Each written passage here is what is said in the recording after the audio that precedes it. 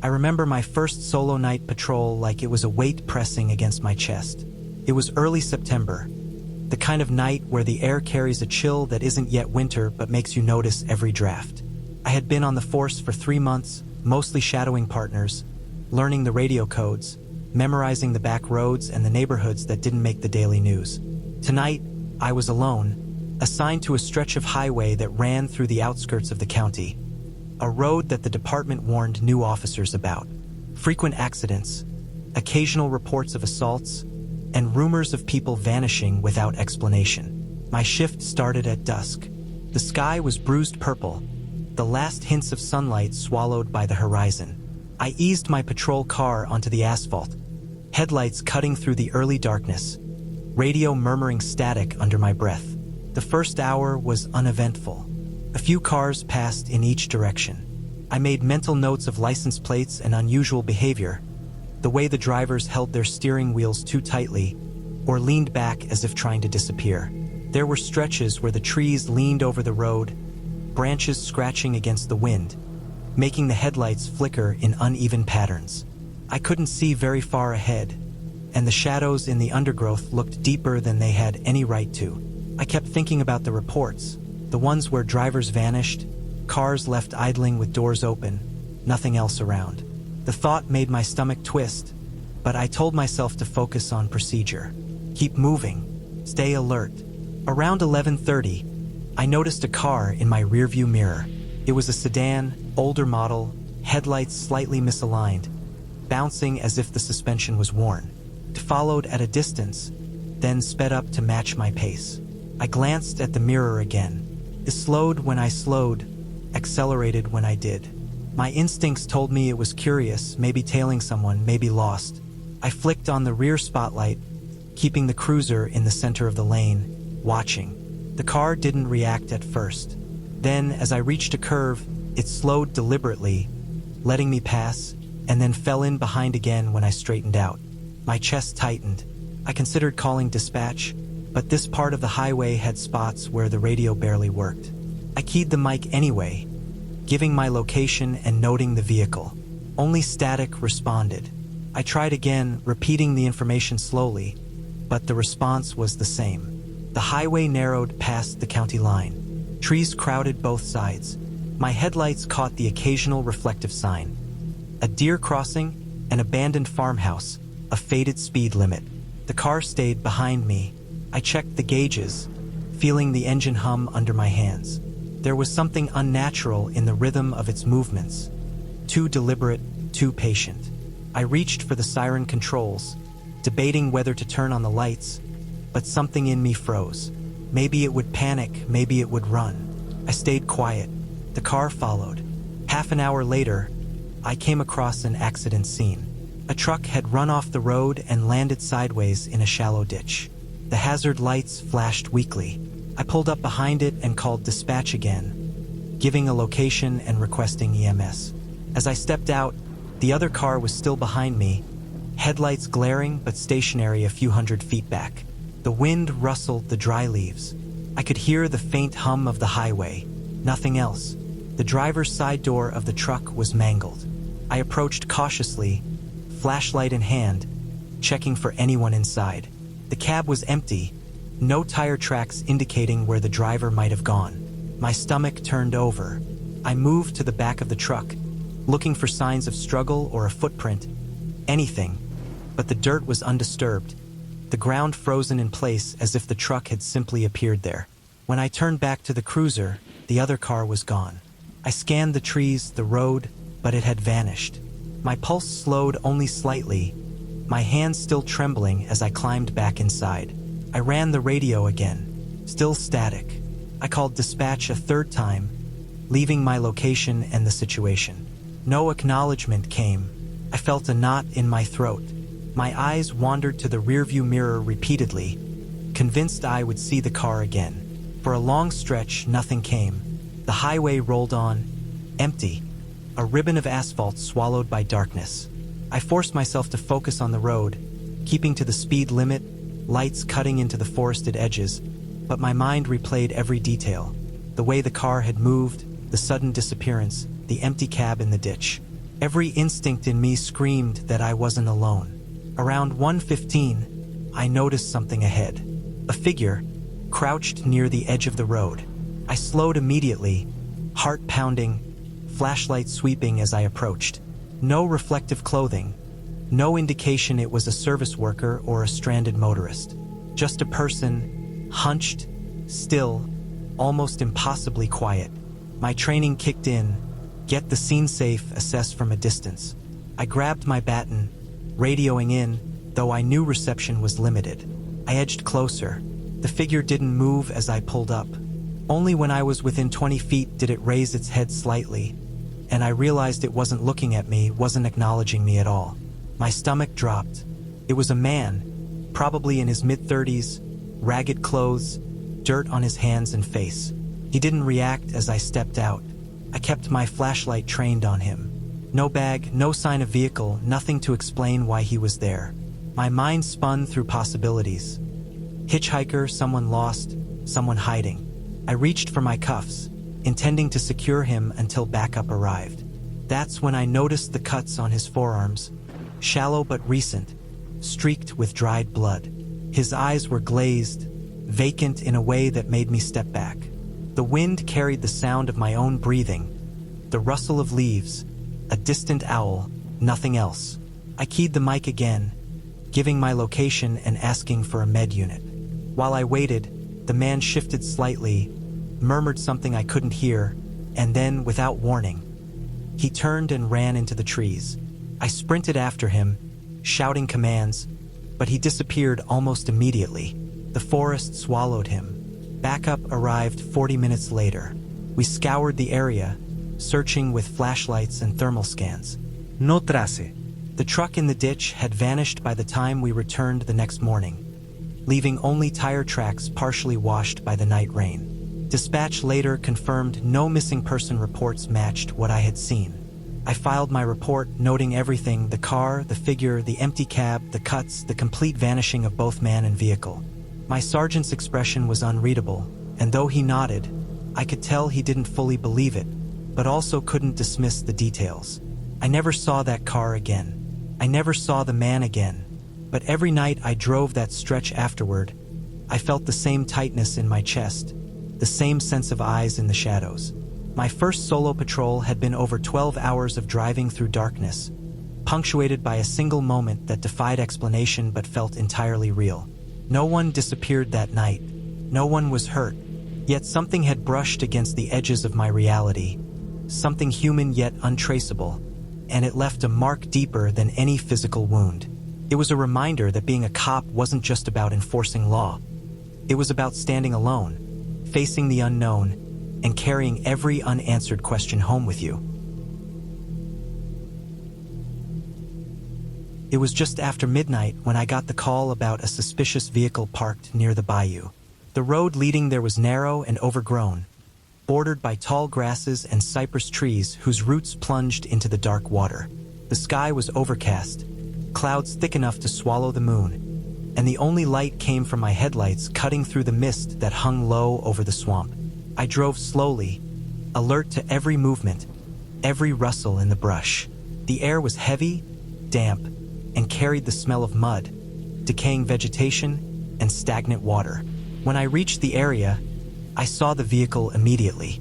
It was an old, rusted pickup, half sunken into the muddy shoulder, its paint peeling and dented. The cab was tilted slightly, and the driver inside was slumped over the steering wheel. I parked behind it, leaving space in case I needed to leave quickly.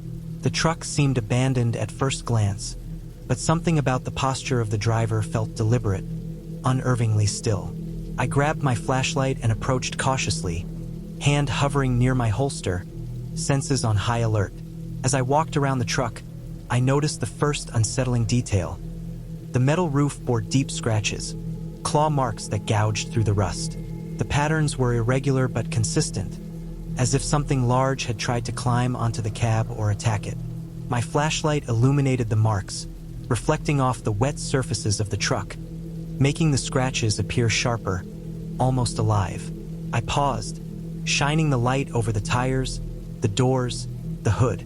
There were no footprints around the truck, only the wet mud pressed with the weight of the vehicle itself.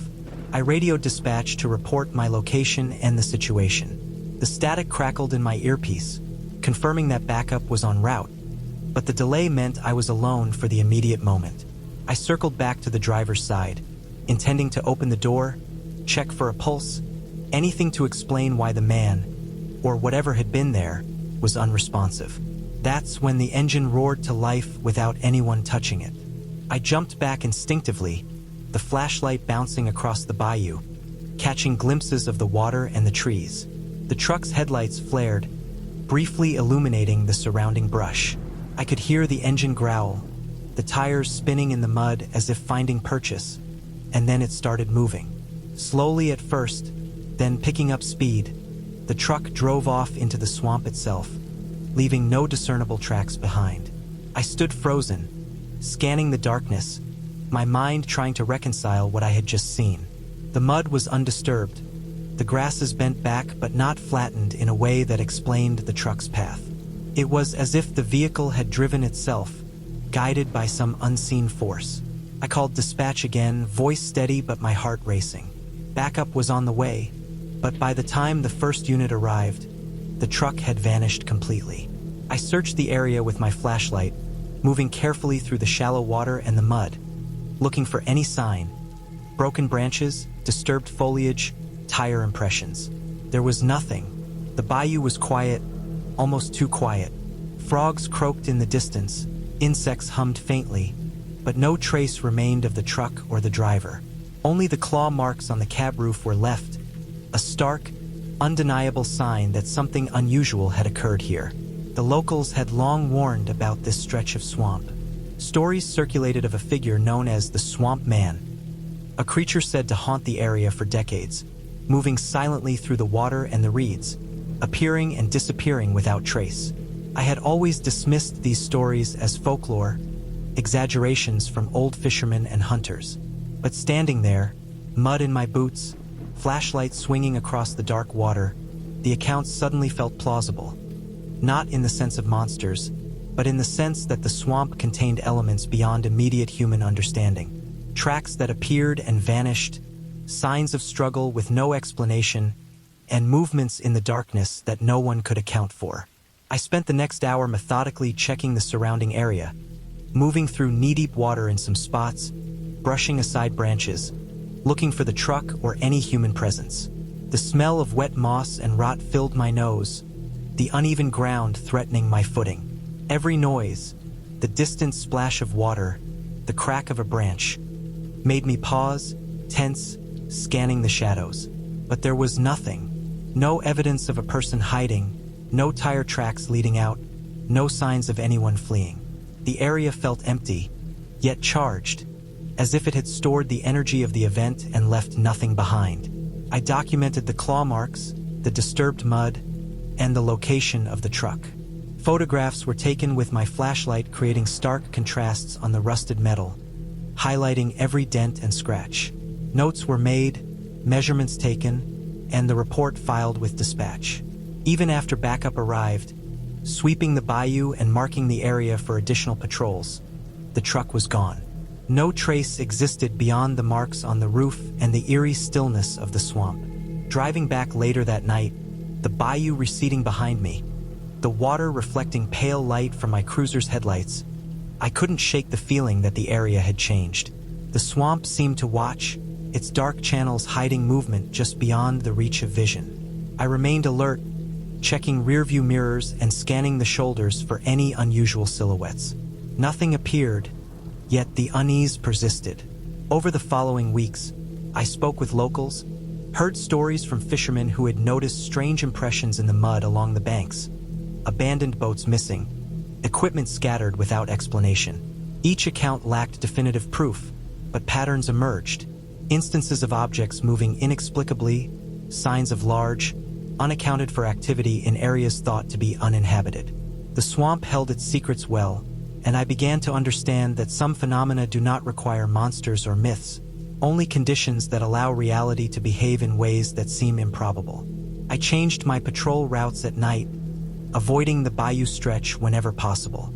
Even though I do not believe in supernatural creatures, I could not ignore the evidence I had seen. The truck moving without a driver, the claw marks, the complete absence of footprints.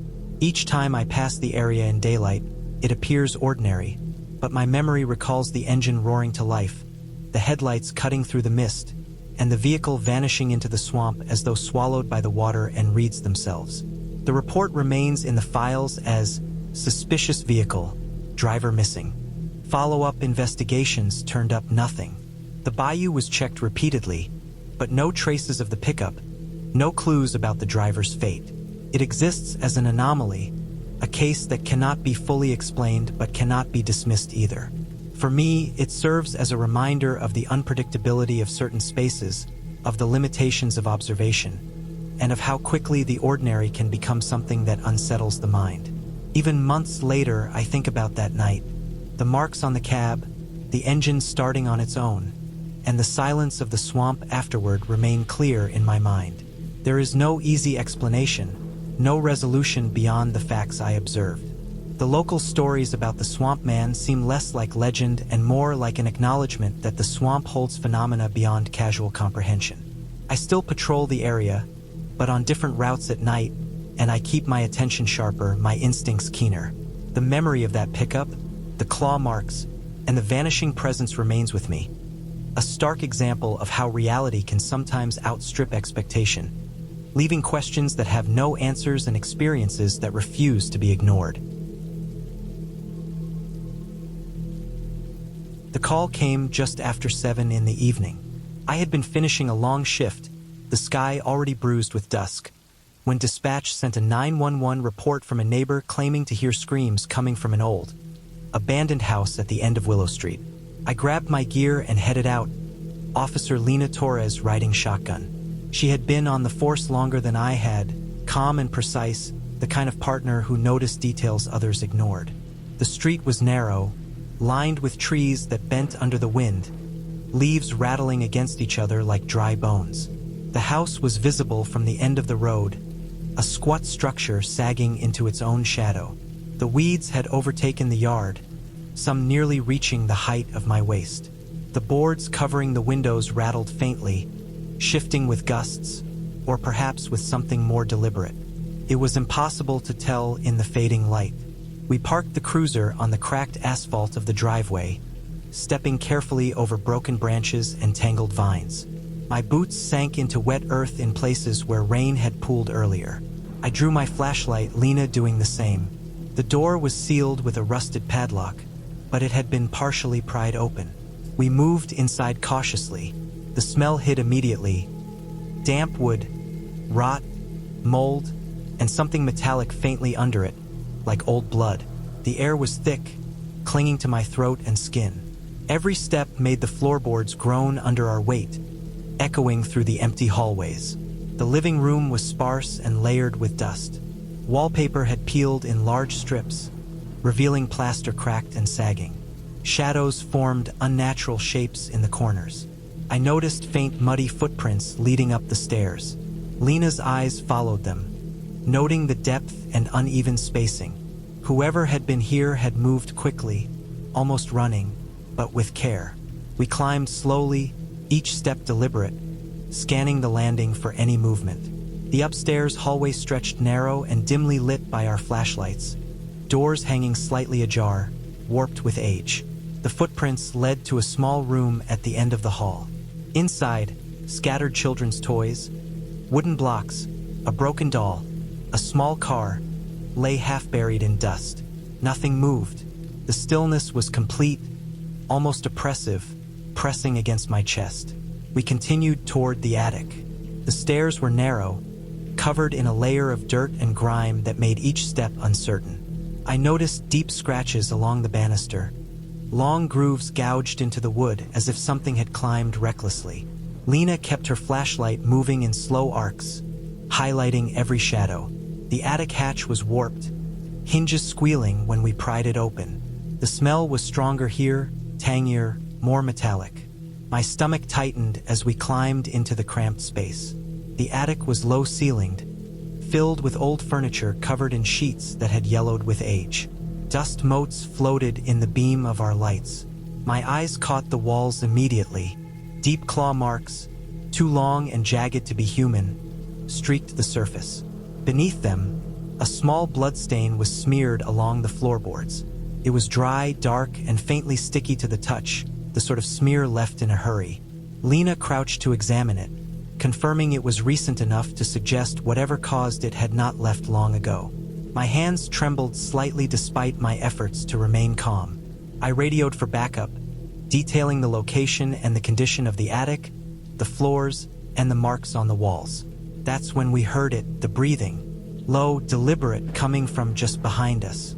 I spun toward the stairwell, flashlight sweeping, but the space was empty. Lena's light scanned every corner, every shadow, the piles of furniture, the walls, the tiny window near the roof. Nothing moved.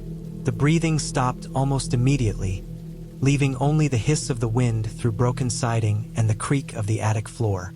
I stayed still, listening. The hairs on my neck bristled, and I realized how isolated we truly were in that space.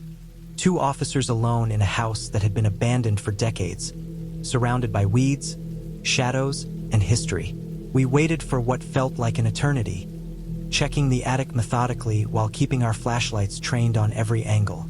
The wind rattled the boards again, adding an unsettling rhythm to the silence. Each step we took was careful, deliberate. Every noise sounded amplified. The shifting of debris, the scraping of a floorboard, the distant rustle of something outside. When backup arrived, they swept the house thoroughly, confirming nothing had been hiding in the shadows. No one entered or exited while we had been there. The initial assessment was that we had been alone. Yet the signs were undeniable: footprints, toys, blood, scratches. Outside, neighbors gathered along the cracked sidewalk, their faces pale in the emergency lights. They told us the house had been abandoned for decades, left to the elements, boarded up since the late 70s. Some recalled stories from children of the neighborhood, warnings not to go near it, rumors of a man who had lived there briefly before vanishing, tales that no one really believed. Lena and I stood at the edge of the yard, scanning the house, trying to reconcile what we had seen. There was no explanation that fit neatly. The evidence was physical, real, and undeniable, but the cause remained a mystery. We collected what we could: photographs of the claw marks, the blood, the footprints. The attic was sealed by the fire department afterward, deemed unsafe to enter again without specialized equipment. The neighborhood watched quietly, some pointing at the broken windows, others shaking their heads, unable to articulate why a house so long abandoned could harbor evidence of something so immediate and violent. As I drove away later that night, Lena beside me, I kept thinking about the footprints, the toys, the smell of rot, the deep scratches. It was a real place, occupied recently, yet impossible according to any history the neighborhood provided. It stayed with me, not fear of ghosts, not a creeping paranoia, but a sense of human absence that left traces too precise, too deliberate, to ignore. The house was silent again, hidden in shadows, but it had been alive in a way that no one could explain. We filed the official reports, photographs attached, statements submitted. The investigation concluded with no suspect, no witnesses, and no further incidents. The house remained boarded, the weeds overtaking the yard as they had for decades, but anyone who passed by could still feel it. The lingering trace of activity, the unmistakable signs that someone had been there, that someone had left a mark. It was real, undeniable, and yet inexplicable. That night stayed with me in every patrol afterward, a reminder that some places carry the weight of human behavior so strange and sudden that the mind struggles to reconcile it, that the world is often more unsettling in reality than in any story. I was on a solo patrol downtown, the streets quieter than usual for early evening. Streetlights flickered along the cracked sidewalks, pools of pale yellow cutting through the darkness, while the occasional neon sign buzzed, throwing harsh color across empty storefronts. My assignment was a welfare check on a homeless man, a man the department had been tracking after reports he hadn't been seen in days. I knew the area well. Narrow alleys, fire escapes, and shadowed nooks where people went unseen. But something about tonight felt different, heavier. as if the city itself was holding its breath. I made my way to the alley where he was last reported. Trash bins overflowed with wet paper and rotting food. A faint odor of urine lingered in the air, mixed with the tang of old metal and wet bricks. The alley was narrow, pressed between two buildings whose walls had been blackened with years of grime. I swept my flashlight across the ground and the walls, careful to notice every shadow, every object that could conceal someone. At the far end, I saw him. He was slumped against the brick wall, coat stained and rumpled, eyes unfocused, mumbling something incoherent. The words carried an edge of panic, phrases that barely made sense, something about eyes in the walls. I crouched, careful not to startle him, and offered a hand. He flinched, his body trembling, but eventually leaned on me for support. His weight was heavy, his grip weak. As I steadied him, I noticed movement above the alley. Windows on the upper floors were slightly ajar. Shadows shifted behind the curtains.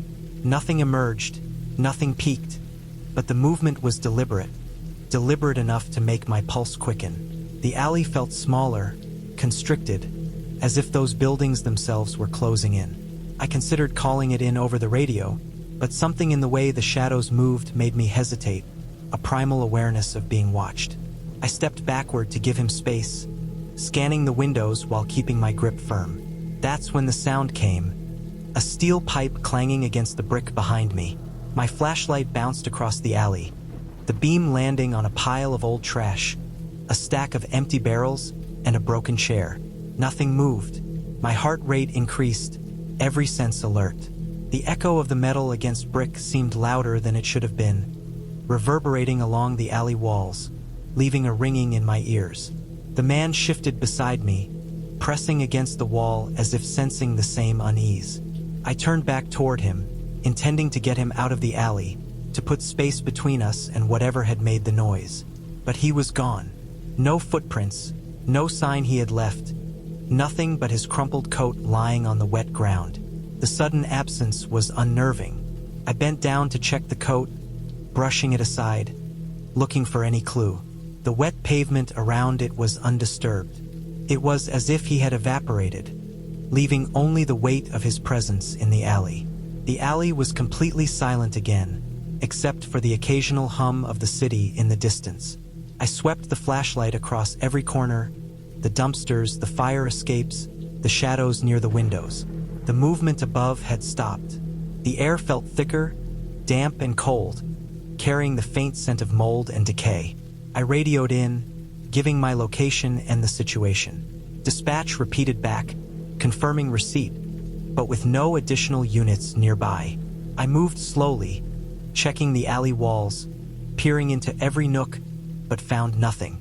I retraced my steps, scanning the alley from the entrance, noting every detail. The bricks were wet from earlier rain, the discarded newspapers stuck to the pavement, the puddles reflecting the dim glow of streetlights. I ran my flashlight along the fire escapes, careful to note any handholds, any footprints, anything that might indicate where he had gone. There were none. Even the shadows seemed still now, the quiet of the alley absolute. My instincts were screaming that something had been there, had interacted with us, but left no trace behind. I extended the search beyond the alley, walking along the side streets and nearby corners. Garbage cans were overturned in places, rats scattered into the shadows, but there were no signs of him. Every doorway, every recessed entryway was empty. The city felt different, larger, emptier, almost suffocating in its scale. The absence of movement made the presence of what had happened more vivid. Whatever had caused the man to vanish had been deliberate, controlled, and entirely invisible. I returned to the alley one last time, crouching where he had been, running my hand along the wet pavement. His coat was folded over itself, soaked and heavy, but no other signs remained. The bricks were slick with rain, every crack visible under the flashlight, yet no footprints led away. The windows above remained still, the shadows unmoving, but the feeling of being observed lingered. I realized that whatever had occurred here did not rely on noise, did not rely on evidence. It had left only a perception, a space that had been occupied and then emptied, leaving the mind to fill in what could not be explained. I left the alley and returned to the patrol car, doors locked, lights on. I documented everything, taking photographs of the alley, the coat, the surrounding buildings. Dispatch logged the report, noting the welfare check incomplete, but there was no further evidence to pursue. The streets were empty, the wind picking up fallen leaves and debris. Driving through downtown afterward, I kept glancing at every alley, every window, every shadowed corner. The city looked the same, but the alley remained different in my mind, a space where reality had shifted briefly and left a trace that could not be quantified. The experience stayed with me long after my shift ended. I returned on foot during other patrols, inspecting the alley from different angles, checking the surrounding streets, but found nothing. No trace of him, no signs of struggle, no footprints, no evidence that he had existed beyond the coat on the wet ground. I reviewed camera footage from nearby buildings later, but nothing captured movement within the alley. Whatever had happened was instantaneous, precise, and left no evidence. The absence itself became the strongest proof that something unusual had occurred. In the end, the report was filed, the case remained open as a missing person, but with no leads. The alley has not been visited much since, and the city's normal rhythms resumed around it. For me, the memory of that night remains vivid. The shadows, the shifting windows, the clanging steel, the empty space where a man had been. It is not fear of the supernatural that lingers, but the awareness of human vulnerability, of how quickly someone can vanish in plain sight, and how the city can contain spaces where events occur beyond explanation, leaving only traces too subtle to measure, yet undeniable in their impact. It was just past dusk when we received the call about hikers hearing something moving through the forest, something enormous, snapping branches like twigs. The report was vague, but urgent enough to pull us out of routine patrol. Officer Mark Reynolds rode with me, steady and alert, his presence a quiet reassurance in the dense darkness ahead. The forest road we followed was narrow, flanked on both sides by towering pines whose needles rattled under the wind. Shadows stretched long, folding over the cracked asphalt, and the smell of wet earth and decaying leaves filled the patrol car. The hikers had said they had seen glimpses, movements too large for a deer, something that did not fit any normal wildlife pattern. The forest was alive, but tense, as if it had been waiting. We parked the cruiser on a small clearing beside the road, careful to leave enough space to turn around if necessary. The gravel crunched under our boots as we moved toward the first set of tracks, flashlights piercing the growing darkness. The prints were enormous, humanish in shape, but elongated, each step leaving deep impressions in the mud. The spacing suggested something moving quickly, almost bounding. Mark crouched, running a gloved hand over one of the prints, noting the depth and width. I scanned the surrounding trees, the low branches, the dense undergrowth, looking for any sign of wildlife or human presence. The forest felt unusually quiet, the normal chorus of evening birds and insects muted or absent. Every crack of a branch sounded exaggerated, echoing far too clearly in the still air. We followed the tracks slowly, moving along the edge of the road where the mud had retained the impressions. The air was heavy, damp, carrying the smell of pine and wet soil. Each step made the forest seem smaller, tighter, more oppressive. We passed fallen logs, tangled vines, and occasional patches where the underbrush had been crushed. The tracks sometimes disappeared into areas too thick to walk through easily, then reappeared, indicating something had been moving off the road but kept returning to the cleared path. The thought of something of that size moving unseen through the forest tightened my chest. Suddenly, a low growl rolled through the trees behind us, vibrating in the air and settling in my chest. Mark's flashlight swung to the source immediately. Between two thick trunks, a shadow moved, larger than anything we expected, almost coalescing out of the darkness. It shifted quickly, then was gone, leaving only the darkness and the rustling of leaves. My heartbeat accelerated, every instinct warning that something was wrong. The growl had been deliberate, controlled. The forest seemed to react to it, the small branches shivering as if echoing the sound. We backed up slowly toward the cruiser, keeping our flashlights moving, sweeping every angle, every shadow. The prints we had been following were behind us now, but the forest seemed to shift as we moved, each step revealing new impressions in the mud, as if the ground itself was rearranging. Then we saw them, eyes reflecting red in the distance, just at the edge of the clearing, low to the ground. They didn't blink, didn't move, but followed us, locked in place by the lights of the cruiser. The forest seemed to hold its breath. I motioned for Mark to keep moving, the radio tucked close to my chest, ready to call for backup. The eyes stayed until we reached the cruiser, then disappeared instantly into the shadows. Once inside, the forest felt empty again, normal in its own way, yet the unease lingered. The tracks we had followed were gone, as though erased, leaving only undisturbed mud and fallen leaves. Mark and I exchanged a glance, both understanding without speaking that whatever had made those prints was gone, or had never been entirely there in a way we could confirm. We checked the surrounding area with the headlights, driving slowly along the road, sweeping the beams across the undergrowth, but there was nothing. No movement, no trace. The hikers' reports remained consistent with our observations. Large steps, snapping branches, a sense of presence, but no evidence of what had caused them. We returned to the nearest ranger station to file our report. The hikers had described the sounds as something they'd never encountered before, something too heavy to be any known animal in the region. Their fear was palpable, and I understood it because we had felt the same tension, the same oppressive uncertainty. There were no scratches, no fur, no physical sign of contact beyond the tracks that had vanished, leaving nothing tangible. The report was logged with a note on the footprints, the growl, and the red eyes, but without a clear explanation, the incident remained unresolved. Driving back through the forest road afterward, headlights cutting through the night, I kept replaying the sequence in my mind. The size of the prints, the spacing, the low growl, the fleeting shadow, all suggested a large animal, but nothing in the region matched the description. Every theory had gaps, leaving only one certainty. The forest had held something real, something massive, moving with intention, leaving traces but no confirmation. The silence that followed after we left felt heavier than any noise had, a reminder that some encounters leave more questions than answers. Mark and I returned to patrol in other areas, but the memory of the forest road lingered. We spoke little of it afterward, each of us processing the experience in our own way. The hikers were unharmed, and no further reports came from the immediate area, but the tracks, the sound, and the eyes remained clear in my memory.